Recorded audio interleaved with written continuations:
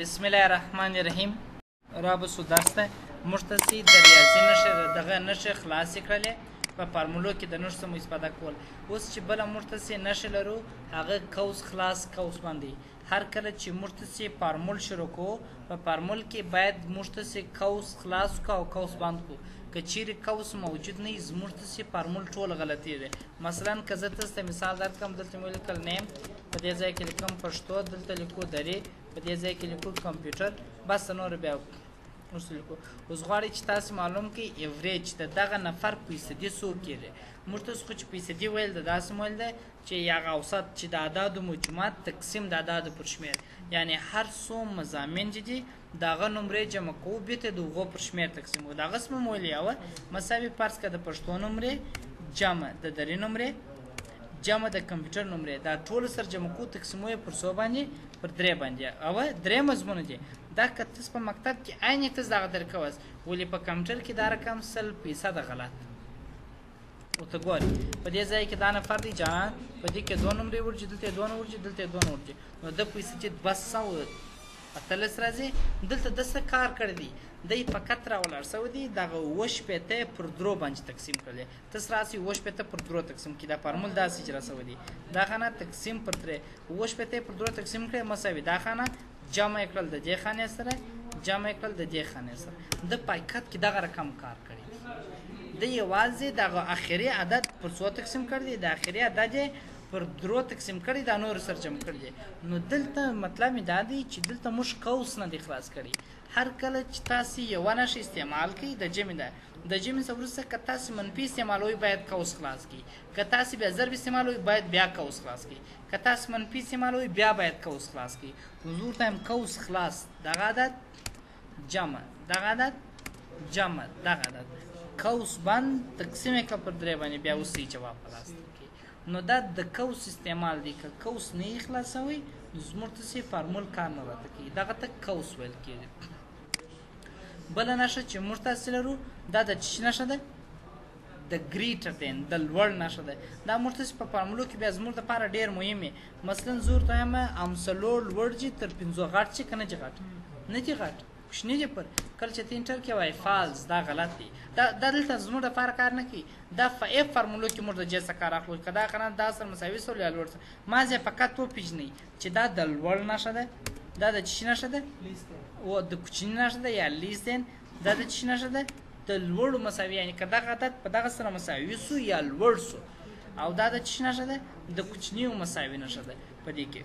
اوس ګوره دا نښه بله نښه چې موږ لرو یو کامه لرو یو سمی کالن لرو. د کامې او سمی کالن د دواړو وظیفه دا ده چې یوه خانه د بلې خانې څخه جلا کوي یو شرط د بل شرط څخه جلا کوي. که چیرې دا موږ ته یا کامه یا سمی کالن کښېنږدو زموږ فارمول غلطیږي. تر هغه ساعته مخته نه ځئ چې ته کامه یا سمی کالن کښېنږدې. اوس په ځینو کمپیوټرانو کې دا کار کامه درته کوي چې یو شرط د بل شرط څخه جلا کوي په ځینو کې سمی کالن هغه هلته فارمول چې ته اجرا کوې دی خپله درته ایښي چې کامه کښېږده که سمی کالن. که چیرې ستاسو دغه وخت او تاریخ په پښتو ژبه اوږد دی یعنې دا تاسو پښتو ته اړولی او پښتو ته چې څه اړوئ په کنټرول پینل کې تاسې اړوئ که ستاسو پیلي په ریجن کې چې دلته به تاسو پښتو انتخاب کړئ. کله تاسو دا پښتو انتخاب کړئ نو بیا تاسو ته د کامې پر ځای باندې په اکسل کې بیا سمی کالن به تېږدي. دا ځای ته چې بیا تاسو پامې چې یو شرط د بل شرط څخه یا یوه خانه د بلې خانې څخه جلا کوو یا د کامې پوسته یا د سمی کالن پوسته. که ژبه انګلیسي وه په کامه کېږي که دغه ډیټ ان ټایم دا پښتو ته ورشو نو بیا په سمی کالن کښېږي. بل موږ تاسو چې لرو دغه شارحه لرو دې ته یا ساده کولن دې ته ویل کېږي. دغه چې ده دا د ډېرو خانو استازیتوب کوي درته. مثلا که زه دلته راسم یو مثال درکړم مساوي سم قوسله زه ورته همدا خانې جمع کړه. اوس ګوره دلته چې تاسو که وګورئ چې دلته سی 8 ده او دا دوه ټکي سر په سر کړي بیا سی 12 ده. دا دوه ټکو سر په سر معنا دا دی چې د سی 8 څخه شروع بیا تر سی 12 پورې دا ټول خانې پکې شاملې دي. دا شارحه دا معنا چې دغه څخه تر دغه پورې ټول خانې شاملې دي سره. بله نښه چې موږ تاسې په فارمولو کې لرو هغه دغه د اینډ نښه ده. اینډ معنا او ته ویل کېږي او دا د څه نښه ده د A and D د دغه A and D پر ځای باندې موږ ته د دغه نښې څخه استفاده کوو که غواړو چې موږ ته دوې یا د دوو څخه زیاتې لیکنې سره یو ځای کړو نو موږ د دغه نښې استفاده کوو یا مثلا ګورئ که تاسې پام پر کړئ په دې ځای کې ته ځینې وخت دلته لیکل سوي په ډېرو ځای کې داسې راځي ټایټل لیکل سوي دلته لیکل سوي فرست نیم دلته لیکل سوی لاست نیم دلته لیکل سوی فول نیم چې فول نیم یې ولیکل سي اوس دا فول نیم چې زه لیکم زه ورته مساوي دغه خانه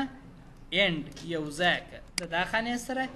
اینډ یو ځای که د دا خانې سره یعنې دغه درې خانې سره راته یو ځای که دا فارمول داسې راکړي اوس زه دلته لیکم دی چې دی مسټر دی څه نومېږي مثلا فرض که آغا محمد مثلا تخلص یې چې دی مثلا کلم فاصله ورکوي یو چالته بیا سره ګوره مسټر آغا محمد کلم مثلا دلته لیکم پروفیسر نظیر احمد چې تخلص یې مثلا کانې پروفیسر نظیر احمد کانې نسوه سپوز ما داسو اوس نو مطلب یې دا دی چې دغه کاما سول داسې زه دغه په فارمول کې تاسې استعمالوم فارمول تاسې اوس مه زده کوئ فارمول بیا زه وروسته تاسې ته وایم ما زه فقط په مطلب سر خلاص کوي چې دغه نښه موږ څنګه استعمالولی سو مثلا که زه غواړم چې دا معلوم کړم څوک کامیاب دی څوک ناکامه زه دلته لیکم مساوي اف موږ څه شوي کوس موږ لازمات سول چې همیشه موږ فارمولې چې راکوو کوس راسو زه ورته یم که چیرې دغه خانه مساوي سول یا لوړ سول ګوره دا دی دا نښې استعمال سول یعنې که چیرې دا مساوي سول یا لوړ سول تر څو تر 55 یعنی که فیصدي 55 ولی یا تر 55 لوړ سوله یا مثلا زه 55 راکمه زه اتیا ورکوم که فیصدي اتیا سوله یا تر اتیا لوړ سول ګورئ تاسو وګورئ دلته لوجیکل ټیسټ دی او که تاسو وګورئ دا فارمول تاسو به تر ټولو که غواړئ چې ښه فارمولې زده کړئ د فارمول په ساینټیک سر خلاص کړئ د فارمولې په جوړښت سر خلاص کړئ د لوجیکل ټیسټ پسې تاسو وینئ دلته چې شته کاما سته وینئ دا کوچنی نشان که دلته کاما و کاما بیرجه که دلته سمی کالون و سمی کالون بیرجه اوس چې شته زموږ دپاره کاما ده نو زه کاما یردم نو که تاسو وګورئ ګور دی چې شته واوښتی ویلیو اف ټرو ته واوښتی نو اوس دی تا ته وایي نو زه چینج درته وکړم زه ورته وایم که چیرې دا مساوي سول یا لوړ سول په دغو سره نو ته یو شی زما هلته پات سو هغه دغه ډبل کوټیشن دی دې ته ویل کېږي ډبل کوټیشن یا کوټیشن مارک هر کله چې تاسې په فارموله کې خط لیکئ هغه باید د ډبل کوټیشن په مابینځ کې ولیکئ که چیرې ډبل کوټیشن موجود نه وي فارمول نه اجرا کېږي اوس مثلا زه غواړم چې ولیکم کامیابه نو چې زه کامیابه لیکم باید ډبل کوټیشن ولیکم پاس پی ای ډبل اس ډبل کوټیشن باندې کاما بیا دوام شرط وکړم فیل که چې دا کارونه سوی فیل نه دا وروسته درته وایم دا چې ما ولې پاس ولیکئ دغه لوجیکل ټیسټ چې شته والیو چې شته فالس چې دا زه وروسته وایم فقط دغه نښې ما زده کړئ چې نښې په دغه ډول استعمالیږي بېرته کوس باندې انټر که دی تا ته خپله جواب لازم کړي دا کامیاب دی یا ناکام زما خبره مثلا وسوه نو دا هغه نښې وې چې موږ تاسې د ریاضیاتو دپاره اپریټرونه استعمالول چې تقریبا دغه لاس 11 نښې وې چې 6 د ریاضي نښې وې